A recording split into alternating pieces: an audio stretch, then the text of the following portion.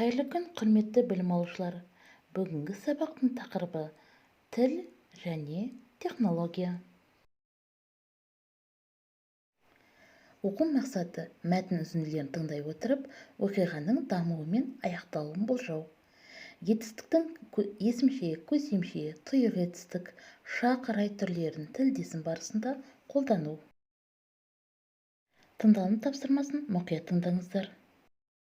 Тіл және технология. Екінші тапсырма. 21 ғасыр ақпараттық технологиялардың ғасыры екені баршамызға мәлім. Ғаламтордың пайда болуымен адамзат индустриалды кезеңді артқа тастап, ақпараттық немесе сандық деп аталатын мүлдем жаңа дәуірге қадам басты. Жаңа дәуірдің өзіне сай заңдылықтары, мүмкіндіктері және қауіп-қатерлері бар. Біздің замандастарымыз ескі заман мен жаңа заманның тоғысқан шағының куәгерлері болғандықтан, қоғамдағы өзгерістерді, трансформацияны айқын сезеді. Қолданысымыздағы жаңа сөздер, пайда болып жатқан жаңа қызметтік лауазымдар, аталмыш трансформацияның жаршысы іспетті. Әрбір мекемеде IT-ға, яғни ақпараттық технологияға жауапты бөлім, немесе кемінде бір маман бар. 2009 жылы ақш президенті Барак Обама Chief Technology Officer жаңа технологиялар жөніндегі кеңесші лауазымын бекіткен болатын. Технологиялар жөніндегі кеңесшінің міндеті ақш президентіне жаңа технологиялардың қоғам, мемлекет қауіпсіздігі және тағы басқа салаларға әсері жайында ақпарат беріп отыру. Сондай-ақ көптеген мемлекеттік және коммерциялық компанияларда аналогтан сандық технологияларға көшуге көмектесетін Chief Digital Officer жаңа лауазымы пайда болды. Ал бұл жаңа технологиялардың мемлекеттік басқаруда, бизнесте, ғылымда маңызды рөл атқаратынын және оның жыл өткен сайын тек арта түсетінін көрсетсе керек. Тыңдалым тапсырмасын мұқият тыңдап болсаңыздар, енді мына сұрақтарға жауап беріңіздер. Технология дегенді қалай түсінесің? Ақпараттық технологияның қоғамға тигізер әсері қандай? Ақпараттық технологияға кімдер жауап береді? Сандық технология деген не? Тілдік бағдар. Етістіктің райлары. Іс-әрекеттің орындаушымен уақытпен байланысты болып, жаққа түрленуі етістіктің райы деп аталады. Етістіктің рай категориясының 4 түрі бар: ашық рай, қалау рай, бұйрық райы, шартты рай. Үш жақтың бірінде қолданып, сөйлеушінің шындыққа қатысты баяндауын ашық рай дейміз. Мысалы, қар жауып тұр. Ертең хабарласарсың. Қырғыз елінде болғанмын. Қалау рай істі орындаушы адамның тілегін, ынтасын білдіреді. Қалау райдың жасалу жолдары Қ, Г, Ғ, Г жұрнақтарына кел көмекші етістігі тіркесу арқылы жасалынады. Сұрағысы келді, айтқысы келмеді. Екінші, етістіктің түбіріне ғай, ей, қай, кей жұрнақтар жалғану арқылы жасалынады. Байқайғайсың, жеткізгейсің. Үшінші, сасы тұлғалы шартты райға еге, еді, ой сөздерінің тіркесу арқылы жасалынады. Тезірек келсе ғой, аман есен жетсек еді. Бұйрық рай іс-қимылдың орындалуын талап ету мағынасында айтылады. Бұйрық рай жақпен байланысты айтылады.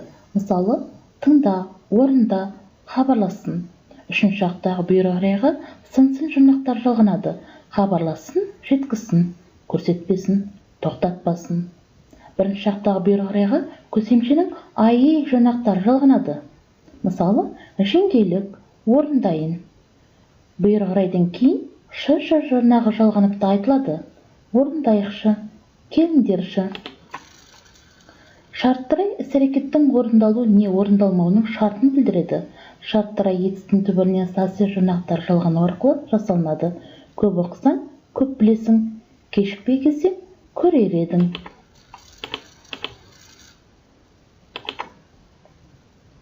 Етістің сөйлемдегі қызметі. Бірінші, етістіктің шақырай тұлғалар жүктеліп келгенде, тұйық етістік жат септігі тұлғасында тұрып, немесе тұлғаланбай-ақ сөйлемнің баяндаушы болады. Мысалы, біз Алатау бөктеріне саяхатқа шықтық. Олардың мақсаты алған тапсырманы дер кезінде орындау. Екінші, көсемшек тұлғасында тұрған етістік қимылдың әртүрлі қасиетін білдіріп, сөйлемде пысықтаушы қызметін атқарады. Алтын таң рауандан атып келеді. Тұйық етістік көмектес септің жалғауын меңгеріп, кейбір шылаулармен тіркесіп келіп, сөйлемде пысықтаушы болады. Адам еңбектенумен мақсатына жете алады. Көп жаттығу арқылы жетістікке жетті. Үшінші, есімше және тұйық етістік тұлғасында етістік атау серпілікте заттанып келіп, сөйлемде бастауыш қызметін атқарады. Оқу адамды мұратқа жеткізеді, оқыған озар, оқымаған тозар. Әдепті болу адамилық қасиет. Төртінші, есімше тұлғасындағы етістік және ілік септігінде тұйық етістік зат есіммен тіркесіп анықтауыш қызметінде жұмсалады. Айта сөзіңді ойланып ал. Көңіл жеткізбейтін көктенен ойлаудың шегі жоқ. Бесінші, тұйық етістік не есімше тұлғасындағы етістік атау мен іліктен басқа септікті тұрып, толықтауыш қызметін атқарады. Оқуда не жалықпа, білуге талпынған жақсы қасиет. Бақылауды күшейткен дұрыс. Білгенге маржан, білмеске арзан.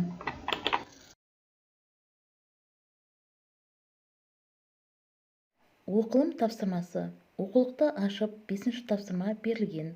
Мәтінді оқып, мәтінге тақырып қойып, жоспар құр. Оқылым тапсырмасын орындап болсаңыздар, енді айтылым тапсырмасына кезек берейік. Мәтіндегі ақпараттар бойынша өз пікірлеріңізді 4 сөйлем әдісі бойынша айтып көріңіз. Жазылым тапсырмасы. Берілген мәтін бойынша етістіктердің райдың түріне қарай ажыратып жазыңыз.